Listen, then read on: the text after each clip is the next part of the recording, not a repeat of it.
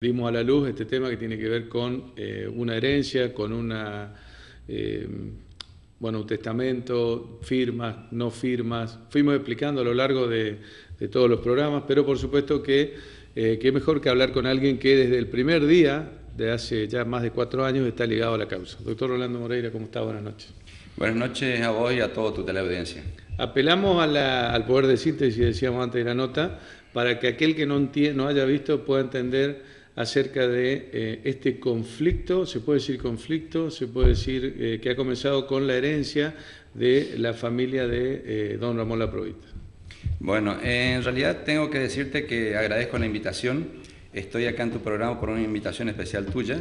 Nosotros, el estudio jurídico en el cual ejerzo mi actividad profesional en el medio, nos contrató un estudio jurídico de la localidad de Resistencia, que en realidad trabajan aproximadamente casi 8 o 10 profesionales, de los cuales 4 se dedican específicamente a la especialidad dentro del derecho civil a sucesiones.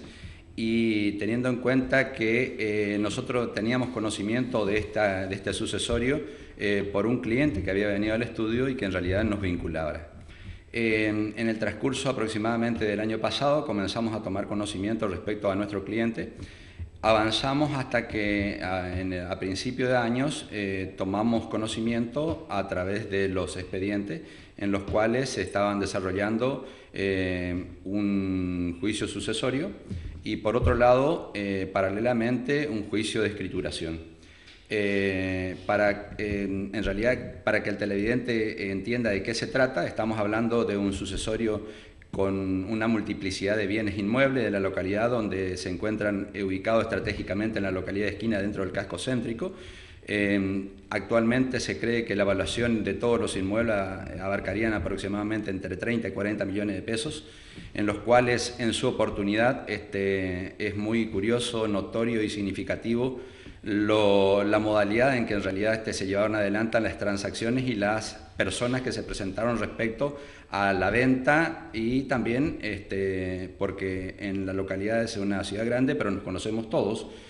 Sabemos que en realidad se lleva adelante dentro de un marco de irregularidades y culminó con una sentencia de su señoría, la jueza civil y comercial, la doctora María Lourdes Silvero, en la cual dicta una sentencia donde deniega un juicio de escrituración a los supuestos pretendientes de llevar adelante una transferencia de inmuebles a favor de distintas personas.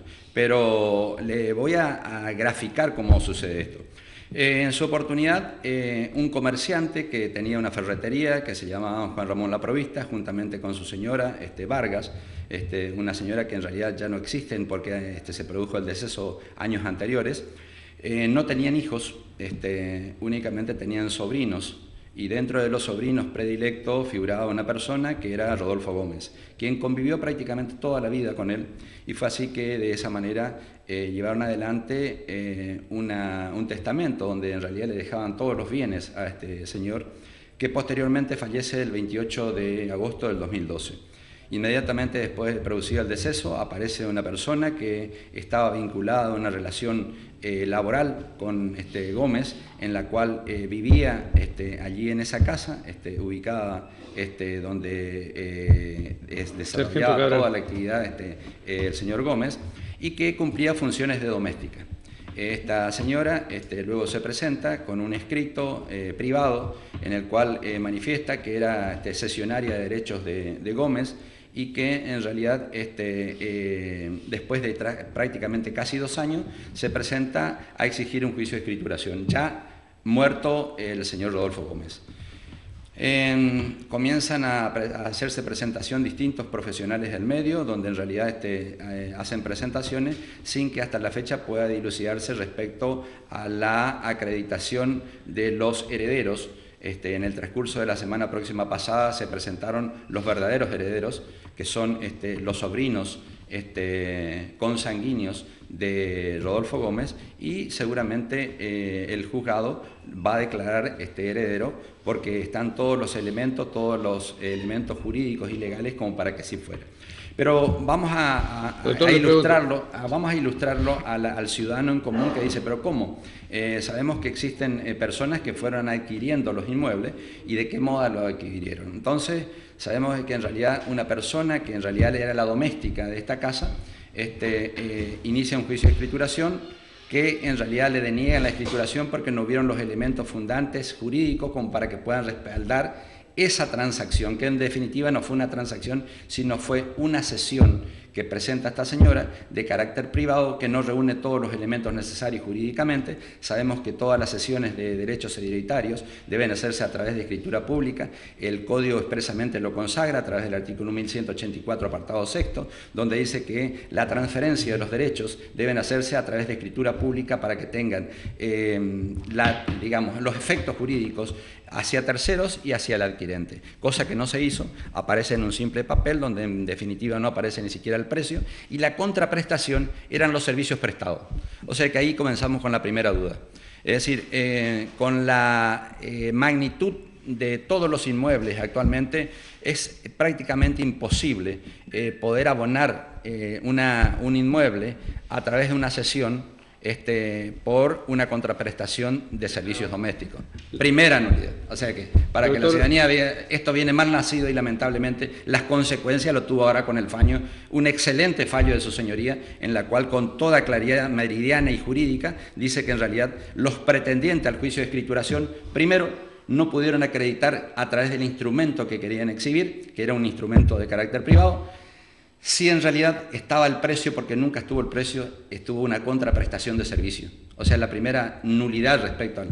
Y así sucesivamente. Doctor, hay dos causas que yo le preguntaba y me decía que se llaman causas conexas. Correcto. La sentencia de que no habían acreditado ser herederos de la probita es una, y la de haber negado la posibilidad de escriturar a alguien que pretendía apoderarse de todo esto con una prestación de servicio, son dos causas que ya tienen sentencia entonces a hoy.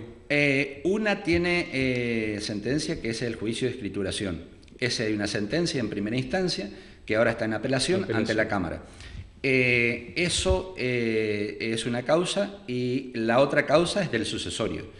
La del sucesorio, en el transcurso de estos días, sin ninguna duda, una vez que se aprueben todos los elementos, los vínculos sucesorios, van a acreditarse a través de una resolución judicial donde los va a declarar herederos. A partir de allí se van a tomar todos los recaudos. Nuestro estudio jurídico, conjuntamente con el estudio de resistencia, va a tomar cartas en el asunto para llevar adelante las medidas cautelares que ya inclusive existen dentro del sucesorio, donde hay prohibición de innovar, de transferir, etc. Pero acá lo que es necesario hacer saber también a la ciudadanía es el vaciamiento que se produce de todos los bienes que habían dejado. Nadie puede desconocer la ferretería de la Provista, que era una de las ferreterías más grandes de la localidad, donde encontraba desde un tornillo hasta un motor, y pasando por todo el tema de pinturería, una casa de sepelios, con todo lo que significa en ese tiempo la casa de sepelio, y también toda la estructura de lo que significaba el negocio del sepelio, más de 200 o 300 cajones que en la actualidad no existen, pero sí sabemos dónde se fueron, dónde llegaron, dónde... Es decir, acá existen una cantidad de personas que compraron cosas... Doctor, acá la pregunta para la gente por ahí, para que de paso toma un poquito de agua porque la hizo bien hasta ahora. Acá el tema es que estas causas civiles de instancia privada son entre Moreira y Schweitzer, por ejemplo. A partir de, sale a la luz y se vuelve hasta un tema mediático y de charla de café y de comidas y de sobremesas, imagino, porque todo el mundo habla de esto, a partir de una denuncia que se hace, una denuncia penal, que ya viene a ser otra cosa más, de alguien que fue a pagar algo que había comprado, no le reciben el pago porque ya empiezan a detectar este tipo de irregularidades. Te voy a explicar una cosa. En derecho nadie puede alegar su propia torpeza. ¿Qué significa esto? Si yo compro un objeto mueble de mala procedencia o de dudosa procedencia, no puedo exigir. De igual manera, si compro un inmueble y no reúne todas las garantías legales, es decir, pedido de informe ante el registro de la propiedad inmueble, quién es el titular. Segundo, a través de una escritura pública. Tercero, si quien vende está en sus plenas facultades y derechos para producir la enajenación. Y yo me preguntaría primeramente si aquellos compradores hicieron eso.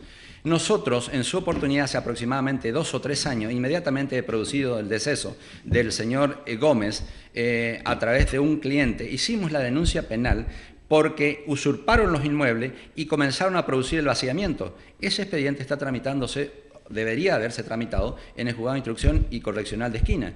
Eso, inmediatamente de ahora en más, vamos a comenzar a desarrollar todo, porque eso tiene que ver con todo, es decir, la parte civil con la parte penal. La parte civil, porque en principio, inmediatamente cuando se produce la declaratoria de heredero, a partir de allí, todos los herederos son aquellos que pueden ejercer el derecho para el recupero de todos los bienes que fueron sacados de la masa hereditaria.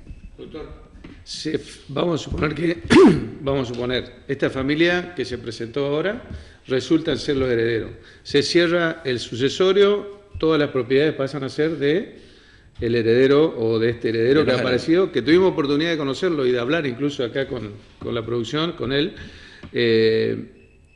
Esto, por supuesto, ¿qué pasa con toda la gente que adquirió esto para que entienda el televidente común? Yo te pregunto y le preguntaría a cualquier... ¿Es una estafa? ¿No es una herencia vacante? Mira, entonces? No, herencia vacante sin ninguna duda que no. No es porque al haber herederos, sin ninguna duda que son los derechos de los herederos los que se ejercen dentro del sucesorio. Una vez que se produzca la declaratoria de herederos, a partir de allí comienzan todo el accionar de sus derechos dentro del sucesorio.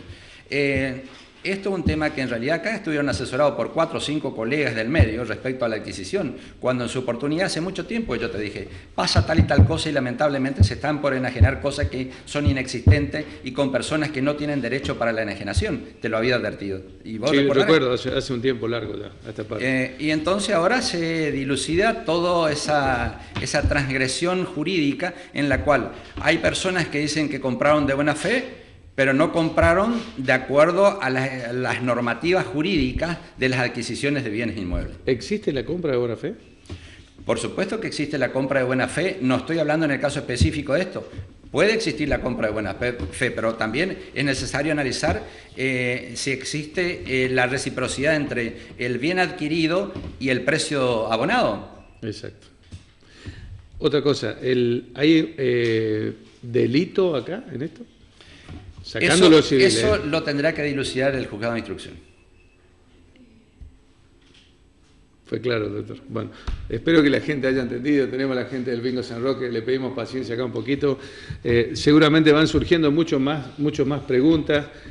Si yo compré una de las partes esta y ya hice y construí acá y no hay medida cautelar acá, se hablaba primero de que esto pasaba al Estado, que ya estaba en manos del fiscal de Estado. El Estado, cuando en realidad no existen herederos, se llaman herencias vacantes y tiene que intervenir el Estado y los bienes pasan al Estado. Pero se deberá acreditar primeramente que no existe ninguna persona con derecho para presentarse en el sucesorio y que pueda ejercer el derecho en la línea sucesoria. En este caso no sucede. ¿En el juicio sucesorio hay un plazo para presentarse como heredero? De ninguna manera. Anteriormente sí existía un plazo. Después de la reforma del Código, cualquier persona puede presentarse durante el transcurso del tiempo, que es imprescriptible el derecho de petición de herencia. Es decir, si ya está la sentencia de que se declaraba como herencia vacante, al aparecer un heredero... No hay ninguna declaración de herencia vacante.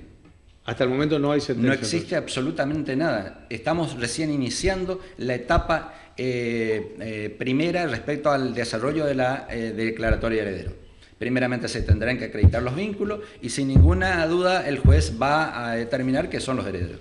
Falta mucho camino, me imagino, en esta Mucho camino, pero lamentablemente debido a la magnitud en cuanto a los bienes y también a la trascendencia económica que significa por la ubicación de los bienes, estamos hablando de 40 a 50 millones de pesos de la otra pregunta del millón es, yo pagué o estoy pagando un bien, ¿la plata la tiró al río? Te vuelvo a repetir, nadie puede alegar su propia torpeza. Si yo lamentablemente inicio una actividad en la cual no tengo elementos como para que pueda justificar una adquisición, sin ninguna duda que lamentablemente hice una mala compra. Más allá de los boletos compra-venta, todo lo que sea certificado, escriturado. Mira, en las grandes ciudades se da mucho de vender bienes inmuebles de terceras personas que no tienen ni siquiera vínculos. En este caso es muy similar. ¿La gente sabía que adquiría un derecho litigioso acá? No podría saber porque en realidad no estuve en el entendimiento de ello ni en el conocimiento de ello. Ni en las transacciones, por supuesto. Tampoco no estuve en ninguna de las transacciones. Tenemos que convenir y decirle a la gente también que el doctor está desde hace 4 años, recuerdo que hace un par de años me habló del tema, es como que le había restado un poco de importancia que hoy sí ha tomado y que todo el mundo está hablando de esto. Le preguntábamos recién también, ya le habíamos preguntado de los que ya estaban haciendo algo, construyendo, mientras lo que tiene que haber es si se dicta una medida cautelar. Nosotros inmediatamente en el transcurso de la semana que viene vamos a hacer, vamos a pedir medidas inmediatamente cuando se produzca la declaratoria. Bueno, nosotros prometemos hablar con quien se ha presentado como... ¿Tenemos pausa al final? Quien se ha presentado como heredero del amigo Diego, porque era entrenador de fútbol, de mi hermano, Ramón Gómez. Así que, doctor, gracias. Seguramente vamos a seguir cruzándonos en diferentes programas, en diferentes lugares, para ver cómo continúa esta causa que es millonaria y hay muchísimas personas